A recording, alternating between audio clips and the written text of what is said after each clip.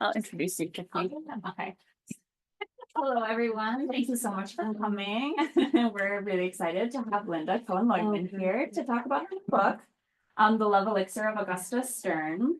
So in her new novel, this is a story about love, heartbreak, healing, second chances, and magic. The novel alternates between two timelines. So when the main character, Augusta, is young, she meets her love interest. And then again, when she turns 80 and their paths cross again, which I think is really interesting take on love stories. Anyways, Lynda has written four novels. This is her fourth. She is the recipient of numerous awards, such as the Goodreads Choice Awards in Historical Fiction, the Women's World Book Club, to name a few. Prior to her career as a novelist, she studied English at Harvard and went to Columbia Law School.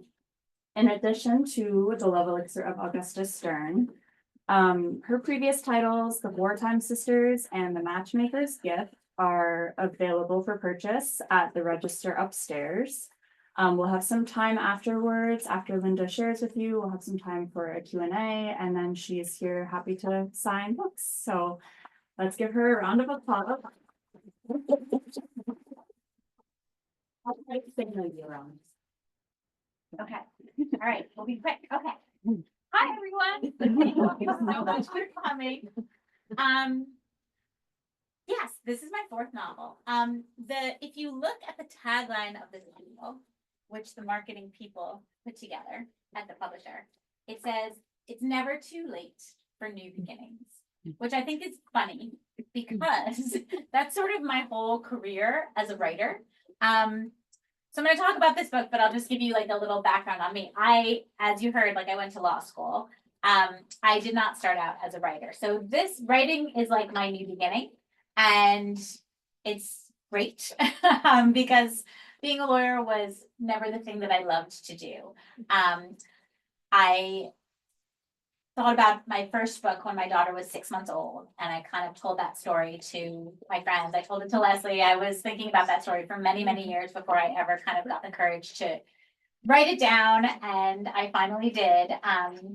My mom passed away very young, and I was about to turn 40, and I felt like if I didn't write down that story then, I might never do it. And that sort of, I don't know, was the reason that I just sort of sat down and tried. And so that first book became my debut novel, which was called The Two-Family House. And that book was inspired a lot by my mom's childhood home in Brooklyn. And all of my stories really have a lot of family inspiration. The Wartime Sisters, you heard, was my second novel, and that's set in Springfield, Massachusetts, which is right near where I grew up. And it's about two sisters who go from Brooklyn to Springfield, which is exactly the pilgrimage that my mother's family made. And The Matchmaker's Gift was not about my family, but there's a lot of my grandmother in that book. There's a lot of my grandmother's voice in that story. And this book, Augusta, is no exception. So Augusta is really inspired, not just by my family, though. It's also inspired by my husband's family, which is a new one, because I haven't ever really, sad to say, they haven't inspired me. But no, I didn't grow up with them. But when I first met my husband, I heard about his great-grandmother.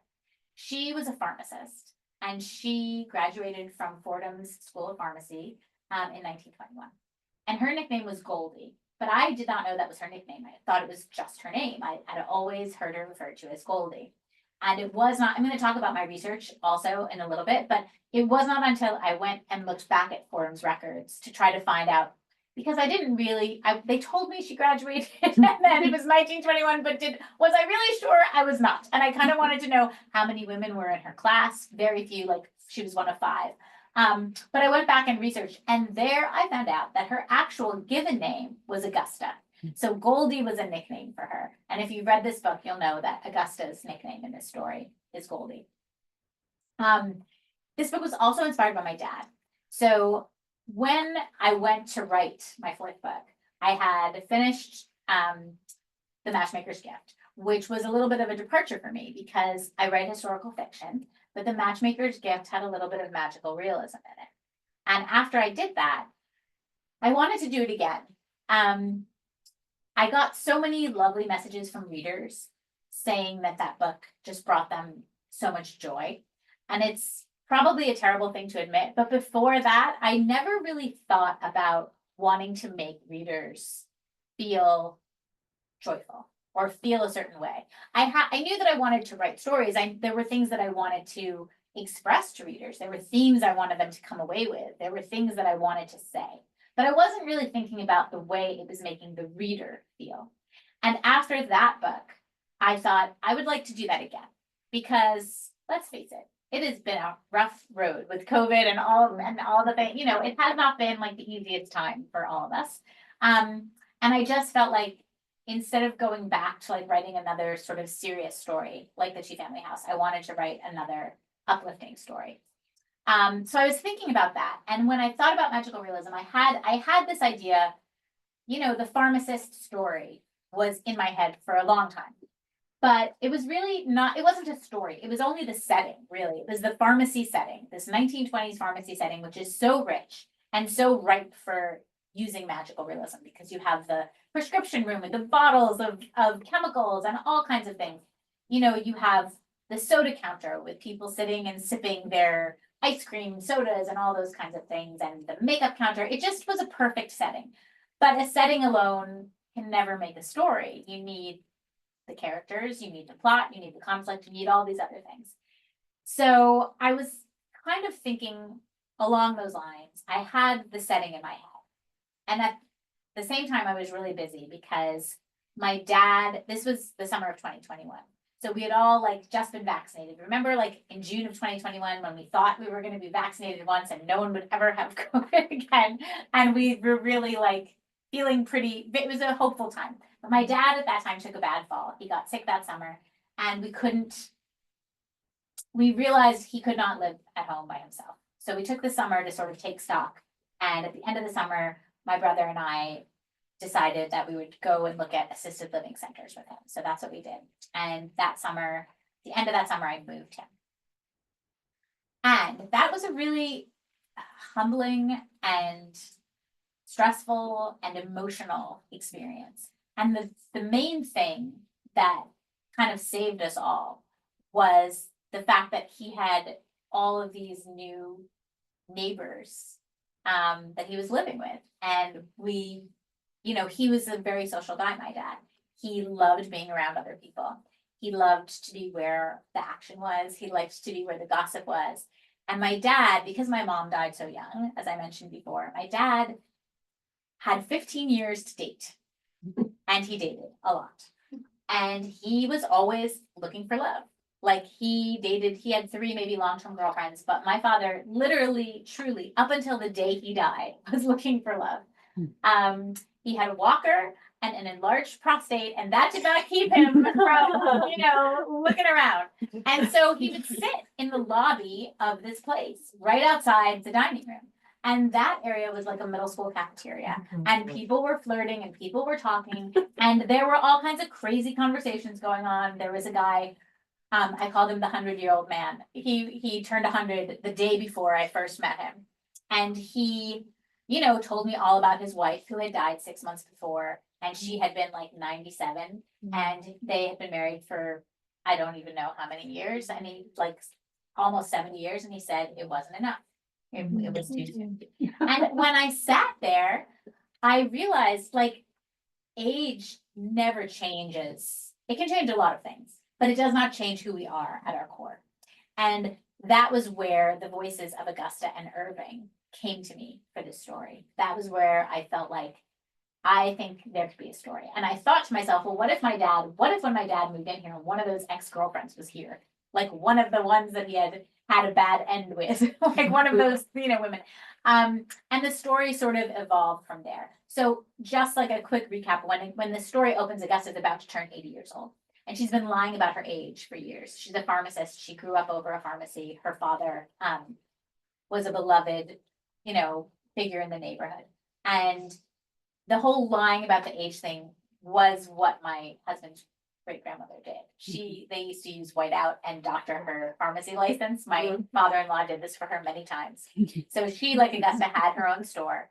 And then when she sold her store, she worked at a hospital as a hospital pharmacist. she got a little too old, changed her license, moved on to a different hospital. And so, of course, that's like sort of Augusta's trajectory also. But she moves down to Florida, as one does, to a place called Rollintondo Springs. And on her very first day there, of course, she runs into Irving Biffle, who is the man who was her father's delivery boy and the man who broke her heart all those years ago. I did a lot of research for this book. I know sometimes it seems like a book like this, which has this romance element and this magical element, might not be steeped in so much history, or maybe like I didn't do that much research for it, but I actually really did. I spoke to a lot of pharmacists. I spoke to the oldest working pharmacist I could find. That's the father of my local pharmacist. But I read a lot of memoirs written by pharmacists in the 20s and in the early 1900s. And it was a really interesting thing. There were a lot of surprising things about those memoirs. One was a lot of them spoke about how important it was to really know the people in their neighborhood and to know their customers. And that was because people would ask for things that they really didn't need, or that they were not going to use in the way that it was supposed to be used. And in fact, many of them in their little, just like talking about the anecdotes of their days, would say that sometimes they had to think quickly to prevent people like from harming themselves or harming other people. And a couple of them spoke about arsenic, and like people, arsenic back then was used to whiten your complexion. But if you were a pharmacist and you had a patient come in and they wanted a bunch of arsenic, like a lot of arsenic, and you knew that maybe they had been seen around town with somebody other than their wife, and their wife's skin, who they wanted the arsenic for, was like white as the driven snow, and they really didn't need it, they would say, like, they would refuse to give people certain medications. So that was kind of an interesting thing to find out. There were a lot of interesting things that I learned about pharmacists back then. Mostly just the role that they had in the neighborhood, because they were sort of they were your doctor, because you went to them before your doctor. They were your confessor, they were your therapist. You really made use of the pharmacist in your neighborhood. And then I did a lot of research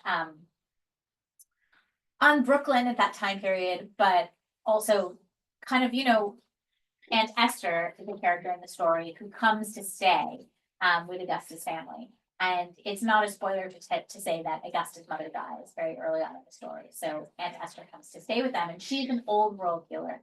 So Augusta's father is this by the book pharmacist and does everything exactly the way that it's supposed to be done, very scientific. And Esther comes along, and she's from the old country, and she has a very different way of doing things. She makes giant batches of chicken soup, and she mixes up powders in her special mortar that she's brought in her giant trunk by the light of the moon in the kitchen when no one else is watching. And it's a very mystical sort of process. And it's sort of up to you as the reader whether you want to think that she is a witch or has any magical powers, or whether she just is a really great homeopathic healer and just chooses a different way to go about making people well. But there was still research to be done, right? So I had to find out about the actual medicines that were used then. I actually, you can get a lot of great stuff on eBay. I found a lot of old editions of American Pharmacist and would see all the ads for the different kinds of things that Solomon Stern might have carried in his store. But then there was a lot of research into just sort of the kinds of herbs and things that were used for natural healing.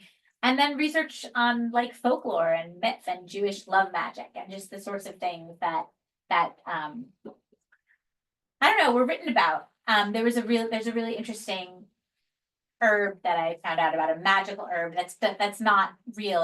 Was from Russian folklore that looks like a 4-leaf clover, and it's called Raskolnik, and I mentioned it in the book, and it was said to open the mind, to open things that were locked. My friend Leslie here is here, and she when I was thinking about a love elixir, because this is of course the title of the story, I was thinking about that.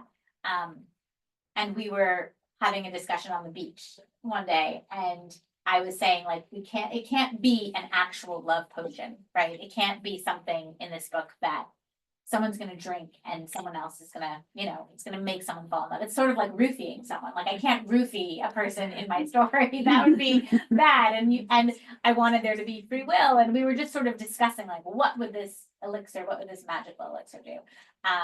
So you really helped me with that. You know that. But anyway, that was very helpful. But that research about, magical myths and things was a lot of fun. When I was doing that research, I found somebody's PhD paper or something, a dissertation, and I found out about these bowls that were called the incantation bowls. And those were they were made in like 600 to 800 AD, and they were found in what's now Iran and Iraq. And they were these bowls with words written on the inside of them in ancient Aramaic.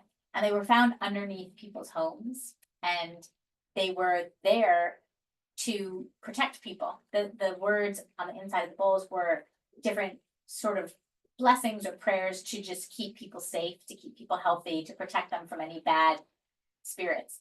And when I read about that, I realized that was like a great detail to use. And so that's why Esther's mortar, the kind of the bowl of the mortar that she brings, has this special blessing on the inside of it.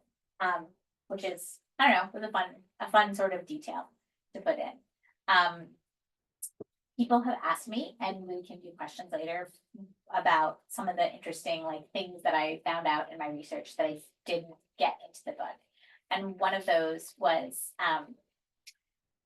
there was a whole kind of gangster theme that ran, because this is the 1920s and it's prohibition, and pharmacies were a really fascinating place during prohibition because they were one of the few places where liquor, whiskey specifically, could be sold legally.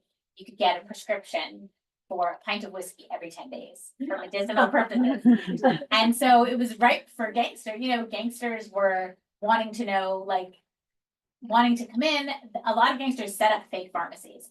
So that was a great thing. That does make it into the story because that's fun. But the other thing that didn't make it into the story was there was a whole chocolate syrup sort of racket going on where one of the gangsters in New York at the time realized that there were all of these independent chocolate syrup makers, just little businesses, because there were all these soda counters and people were drinking ice cream sodas and egg creams.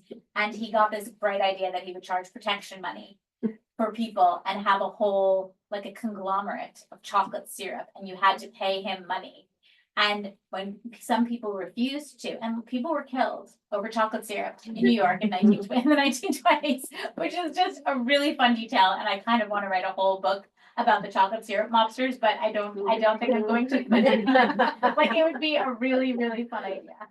I don't know. It seems fun. So the tone in this book, how are we on time? What am I looking at? Am I good? 10 more minutes. Okay. The tone in this book it's uplifting. It's fun. There are parts with real humor, or at least I hope, like I tried to make them funny, but figuring out what the tone of this book exactly was going to be was a little bit of a challenge for me. Until I found this short story, which I found in the course of my research. I'm like researching and reading books and all these memoirs and all this stuff and books about Brooklyn and whatever. But then I came across in one of my Google searches a short story by O. Henry. And the short story is called The Love Filter, spelled Philtre, of Ike Shamsi. And I'm going to read you just like a line from this short story because it absolutely cracked me up and killed me. And that when I read this short story, of course, this title is an homage, to his title. But there was something about the tone of the short story and about how the pharmacy felt that made me feel like, okay, I could do this.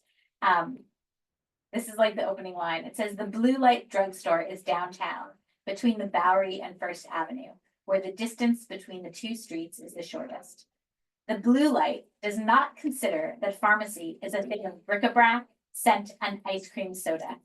If you ask it for a painkiller, it will not give you a bonbon. And there was just something so great about that line. And of course, at the time, I really, when I knew that I was going to have this character, Augusta, and she was going to make up some sort of elixir. And I chose the word elixir because no one knows what a filter is these days. But I knew it was going to do something. But in the very beginning, I didn't think it would have anything to do with love, because the matchmaker's gift had been, it had kind of a lot of love. And, it was a matchmaker, right? So there was a lot, and I didn't really want to do that again. I didn't want to go down that road again. Until I read this short story, and it just was so funny. And there's sort of like a fake love potion, very comically administered. And it's not a love potion at all. It's just like morphia that just puts somebody to sleep. But I sort of came around to the idea of writing another book with a romantic kind of theme, even at the risk of just sort of people thinking maybe I'm just starting to write just all lovey-dovey books, which I don't really intend to be doing. But it's just kind of a fun little side note. Oh, I brought these things to show you. It was also like, I don't know if you can see these, but this is a cover of American Druggist magazine. And the covers of the magazine, like from the 20s and 30s, I don't think they were by Norman Rockwell, but they look like the covers of, Life magazine that Norman Rockwell did, and they're all really funny. Like, this is like a soda jerk with like a fly or a bee going for his flower. And then this one cracks me up because you can't see it that well. I need a color printer, but it's like two pharmacists trying to read a prescription and shaking their head over it, right? And they can't figure out what it even says. And so it was those sort of images that also kind of helped me figure out where the humor would be in this story, because I wanted that to be there. I was trying really hard to be funny. So I do hope that this book makes you laugh. But thematically, this book is really, it's about a woman who is different. She is not like all of her friends at that time. She's a woman who wants to make her way in a man's field where mostly women don't. She's incredibly intelligent. And it's also about a woman who doesn't get married and doesn't have children. And I think it's really important that that is enough, that she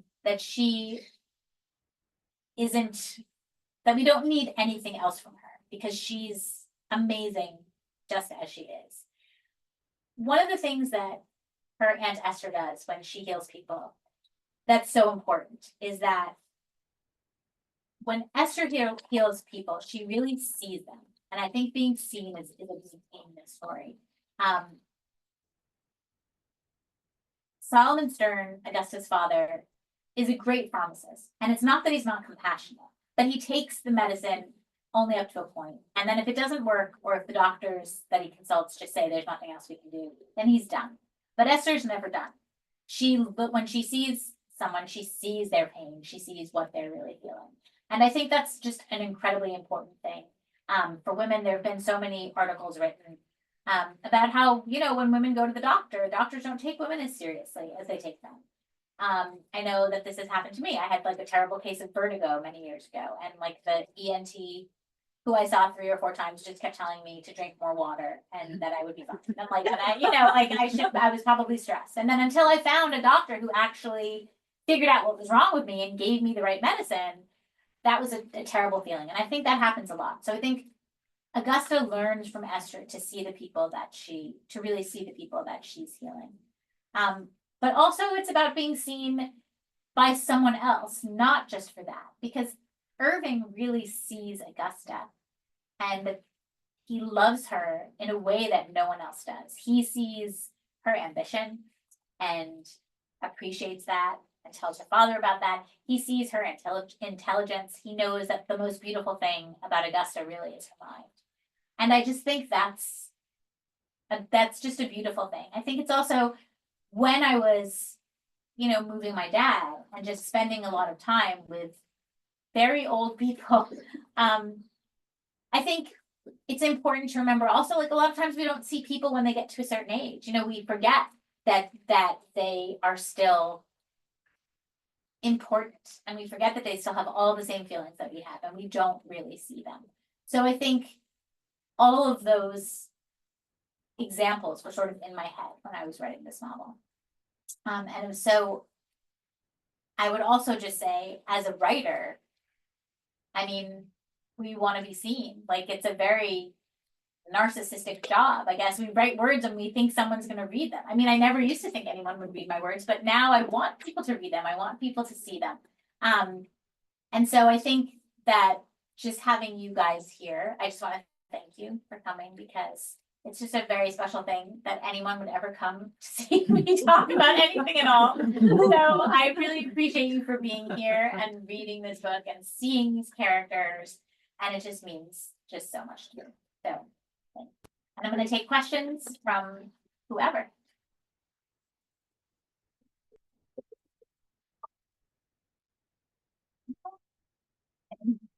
Good to see you too. He writes amazing books. Thank you. And I've been reading you since the first one. So. I wanted to know, because you go back and forth. I've had the privilege of reading this because I got an early copy. You go back and forth between the two time periods, and if that was hard to navigate and how you figured out, you know, how to do what when. Yeah. So I did dual timelines in The Matchmaker's Gift, and I swore I would never do it again because it is really challenging. But I did it again. Although in this book, it was a little bit easier because it's one person. So it's Augusta when she's young and she makes all of her mistakes. And then Augusta. So it's Augusta in 1920s Brooklyn and Augusta in 1980s Florida. And I did that. I love this idea of having this sort of symmetry in this book, of having Augusta make this terrible mistake and then almost making it again 60 years later. But when I write a dual timeline story, when I write anything, I write it exactly in the order that you read it. I cannot stray from that. I have tried. I just absolutely can. I kind of have to grow with the characters, have to see the characters develop, to get to know them, to see who they're going to be. I don't really know exactly what's going to happen to Augusta at 80 until I know everything, you know, that happened. And I also do, I think my pet peeve with dual timeline stories is sometimes the transitions are just so lame. You know, there's no reason for them. It's just, I know a lot of writers will write one whole timeline and then write another whole timeline and then piece it together. And that works well, but if you pay attention to the transition, then you make reasons for them. But for me, writing it this way ensured that I did that. And I forced myself to stop, you know, and it's sort of, you know, when you write a dual timeline, you're sort of torturing your reader a little bit because you are making them stop. They're just getting excited about 18-year-old Augusta, and then you make them go see 80-year-old Augusta. And so I feel like it's only fair for me to do the same thing. And it helps me see it and experience it the way the reader is going to see and experience it. And then you don't move anything around after you've got it written. It's all a little bit, but not that much. I mean, there's editing, you know, but no, I kind of do it like that. Yeah. And this one, of course, there's like a mystery, you know, what went wrong between them, because when Augusta first sees Irving, she's absolutely horrified. She does not want to see him, and he's overjoyed to see her. So you have to kind of figure out what went so crazy wrong with their relationship. And so then I'm just not good. I know some people will say they write it and they drop Easter eggs. I have to do it the way you read it. It's just the way that my brain works. It makes it slower, but that's how it goes. Okay. So I don't want to spoil anything, but each story sort of progresses to a dinner. I won't say much because I don't want it to spoil it. But so did you already have that in your head, that the dinner sort of plot point would be kind of like a culmination for both stories? Yeah. Well, there's a big dinner, a big sort of silly dinner where everybody is in the room, you know, at the end of the book, where this crazy mistake almost happened the second time. And that one's really comic. The first time when it's sort of, you know, this love elixir going wrong. So the first time when they're young and it goes wrong, it's tragic. It's a tragic moment. But when it almost happens again later, it's a very humorous moment, I think. I mean, I try, it's. But were it's you, heartfelt. did you already have? I that knew in that, mind? yes, That they because would I be, like, wanted, sort of yes. parallel to each other? Yeah, Okay. I wanted that to be, yeah.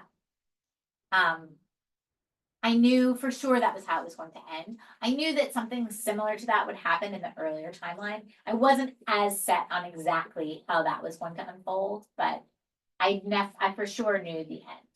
And I knew loosely, but the setting of where it happens the first time, that took some research and trying to figure out sort of the dance halls and the restaurants and places that people might go in Brooklyn at that time. So I had to sort of, once I figured that out, then I was able to flesh out this. So do you know all that before you sit down to write? You know where the book's going to end before you sit down to write? I always know where it's gonna end. Yeah. I know a lot of people don't, but I do.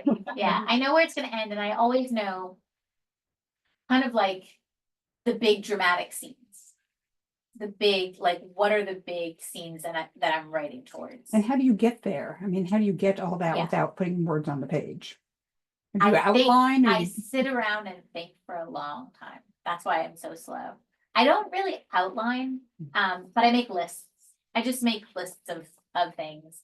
I keep a lot just in my head, though I think the older I get, I'm not that's the same way. So I make a lot of lists, like I make lists in my life, just like a grocery list, right? It's just like, and then, but I outline more.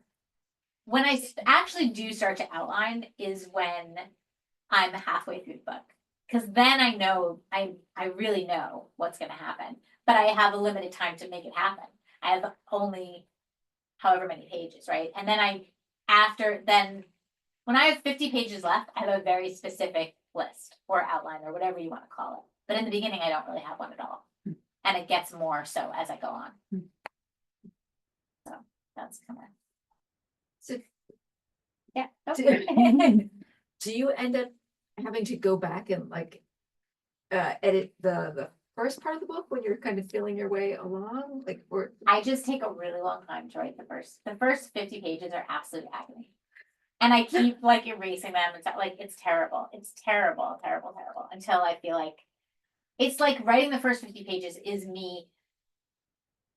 It's almost like me outlining, but it's not. It's writing the first 50 pages, but I'm figuring out everything that's going to happen. And that's probably why it takes so long. But you do it mostly in your head, not I on do the it page. mostly in my So head.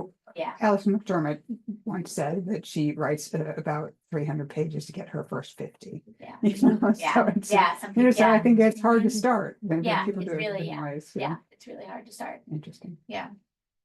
Yeah, it's a terrible way to do it. So I don't recommend it at all. It's terrible. It's terrible. Is there a good way to do it? No, there's no good way. No, there's no good way. Right. And it's, yeah, go ahead. but by the time you're done, you probably have very little to. I write a very clean first draft. Yeah. A very, very clean first draft. My first 2 books were barely edited at all, but that was also because my editor, she left to be an agent. She never really wanted to be an editor. I mean, I guess she wanted to be an editor because she was an editor for many years, but she was more interested in acquiring books. She loved the hunt of finding a book. She loved the chase of it. She loved the business side. She didn't love tinkering with the words. And so she never gave me an editorial letter. Like, I didn't know that was what was supposed to happen. Like, I never got an editorial letter for my first 2 books, which was the craziest thing ever. Then with my 3rd book and this book, my 4th book, I have a different editor who's amazing. Her name's Sarah Canton. She's wonderful. And so with The Matchmaker's Gift, when that book did not have it had some edits, but not so many. This book was edited more heavily. But The Matchmaker's Gift was the first editorial letter I ever got. And talk about like being seen. Like she wrote me this beautiful like 6-page single-space letter all about the book and what she saw. And I honestly felt like someone read my book for the very first time when I got that letter. Because I never like to be so closely read like that it's a very special gift. If you have never been before and yet you have books out in the world and you're kind of thinking like, why doesn't this feel as like poetic and deep as I think this should feel? And that was because I just never, I don't know. And so this book, we did a lot more editing, and it was like a real joy because I knew exactly what to do, and it was like just the absolute polishing part, and it was so much fun to do that, to make it better. And it's like anything else. I want to get better at it. I want to write better books. I want them to keep getting better. I don't want to just keep writing the same. And so this book, I was able to have that process where I felt, I don't know if it's any better, but I felt like something kind of opened up for me where I could see how to make the characters to just dig deeper, to try to dig deeper with them. So that was writing this book was a really great process. Yeah. So the real Goldie was a pharmacist. Any other like traits that you put in the book? The From her? character, like that were the same, or just the That's pharmacy? a good question. Just the pharmacist. Yeah, that's a good question. I mean, I always kind of steal little bits from things. So there's the restaurant where they have this big ending dinner, is this restaurant called the Maison. And I did go there, like when I was first dating my husband, I went with his family in Florida to that restaurant. So it was fun to like revisit these places. I don't know, like I'm trying to think. I mean, honestly, Irving's not really like my dad so much, but there's like a little bit of my dad in Irving, a little bit of just different people that I've known. There's a line that Irving has about being proud of his potbelly because when he was a young boy, they didn't have enough to eat. And that actually came from a friend of mine in college who used to say that he wanted to get fat when he got older. And he was going to be really proud of his belly when he got older. That's what he used to say. And it's just like a funny thing. And I just like thought about that. Like, it was just a funny thing for like a 20-something-year-old guy to say. But like, that's, because his grandfather had a big, big, nice tan belly. And I don't know, it's just like a funny thing. So there's, everyone, I feel like, it's an impressive ambition. It's an ambition. Right. Oh. The rest of us are working that way. It's like money in the bank. Yeah. Funny. I like that question. That's a great question. So this is a question that comes from, I've recently got my mother's copies of my books. Oh. And I opened one of them and there's a little list. She used to keep lists of characters and stuff, and there are listed characters and they say, she describes them, and then one of them is a character and it says Meg. Oh, So that's she's like, really she knows sweet. and she saw something in that character that was very me. And so I'm curious if there are, if somebody close to you would say that there is a character in this book that is close to you. Or any of your books for that matter. I think, so Augusta has this niece, Jackie. Jackie's a little bit of a meddler. And I'm a little bit of a meddler. Like, definitely, I like to, point people in the right direction. I think in the Matchmaker's Gift, there's some of me in every single character, man, woman, beast, whatever. Like, there's always parts of me in every character. But I think in the Matchmaker's Gift, Abby, Abby is the character in that story who is a divorce lawyer, and she graduates from law school in 1993. And I graduated from law school in 1993, and she has terrible bosses, and I had terrible bosses, and she works on a prenup, and I worked on a crazy prenup. And so, like that character for sure has a lot of me in her. And she was easy to write because I knew what her life was. I didn't have to think too hard about what her daily experience was. But she was much more cynical than me. So, yeah. We still have time for one more question if anyone has one.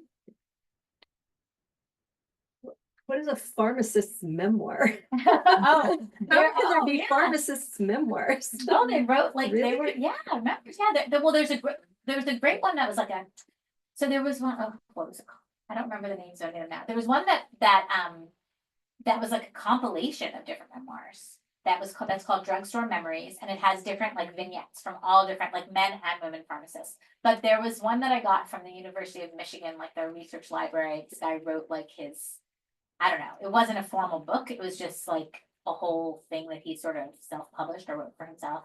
I don't even remember where I saw that, but I read that. And then there was one that a young man had written about his father's whole career and what he saw his father doing.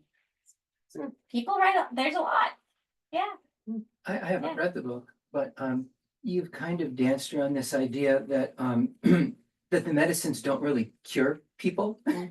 And you know, like arsenic. Right. And I read 2 books recently where alcohol is often called for. Yeah. In a medicinal Yeah. sense. And Well, that's whiskey, and that- that's why you could get and that's prescriptions absurd. for whiskey. Yeah, I know, I've just recently seen that. Yeah.